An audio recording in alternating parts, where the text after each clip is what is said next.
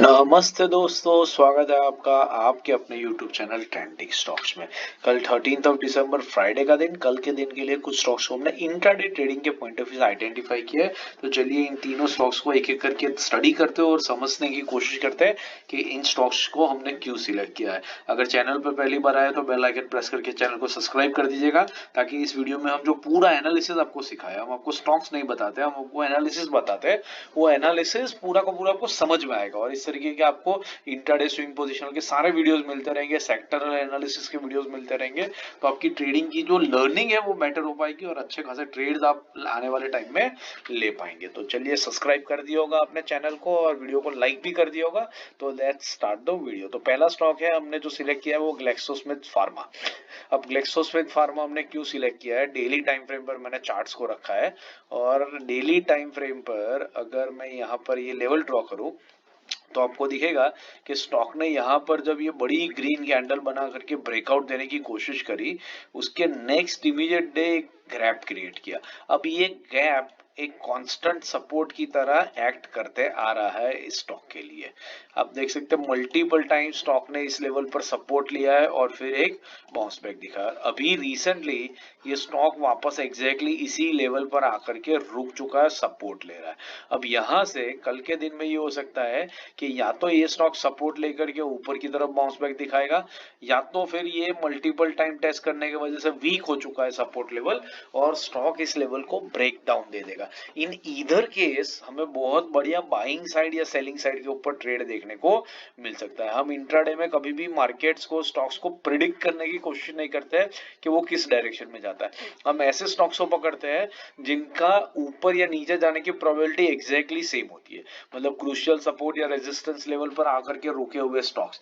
तो कल के दिन में ये ऊपर भी जा सकता है, नीचे भी आ सकता है, बायर्स भी हावी हो सकते हैं, सेलर्स भी हावी हो सकते हैं। बट उस केस में होता क्या है कि जिस डायरेक्शन में स्टॉक मूव करता है, बाकी आधे ट्रेडर्स का प्रेडिक्शन गलत होता है, तो वो या तो अपने लॉन्ग को अनवाइंड करते हैं या शॉर्ट को कवर करते हैं। और उस केस में हमें बहुत तेजी से एक डायरेक्शनल यूनिडायरेक्शनल मूवमेंट मिल जाती है और उस मूवमेंट को हम कंफर्मेशन के बाद पकड़ते हैं, एंट्री करते हैं और उस पूरी मूवमेंट में 1% कैप्चर करने की कोशिश करते हैं। स्टॉक चाहे 1% मूव करे, 5% या 20% मूव करे, हम उसमें से 1% लेने की कोशिश करते हैं। और इंट्राडे में अगर 3 स्टॉक्स में 1% आपको मिल जाए तो उससे ज्यादा आपको चाहिए क्या, मोर देन सफिशिएंट रिटर्न्स होते हैं और इतना 1% का टारगेट लेकर के हम स्टॉक में से एग्जिट कर लेते हैं। तो इस रीजन से हमने ग्लैक्सोस्मिथ को सिलेक्ट किया। इसके जो लेवल्स है वो स्क्रीन पे है, नोट कर लीजिए।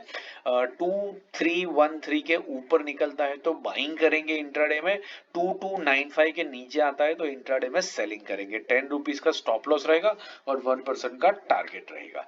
दूसरा स्टॉक है जीएसएफसी। जीएसएफसी हमने क्यों सिलेक्ट किया है देख लेते हैं। तो जीएसएफसी का जो चार्ट है उसको मैंने यहाँ पर डेली टाइम फ्रेम पे रखा है और ये लेवल अगर मैं ड्रॉ करूं तो आपको दिखेगा कि ये लेवल जो है वो स्टॉक के लिए काफी टाइम से यहाँ पर जब इसने सपोर्ट लेकर के ब्रेक डाउन दिया, यहाँ पर काफी दिन कंसोलिडेट करने के बाद में, तब से ये लेवल इस स्टॉक के लिए एक क्रूशियल रेजिस्टेंस लेवल बन चुका है। आप देख सकते हैं मल्टीपल टाइम्स स्टॉक इस लेवल पर आता है और रेजिस्टेंस फेस करता है। यहाँ पर फिर 2 दिन बड़ी बड़ी ग्रीन कैंडल्स बना करके स्टॉक ने इस लेवल को ब्रेकआउट कर दिया। ब्रेकआउट देने के बाद में इमीडिएटली स्टॉक इस लेवल पर आकर के कई दिनों से सपोर्ट ले रहा है। आज के दिन में भी स्टॉक ने यहीं पर सपोर्ट लेने की कोशिश करी है।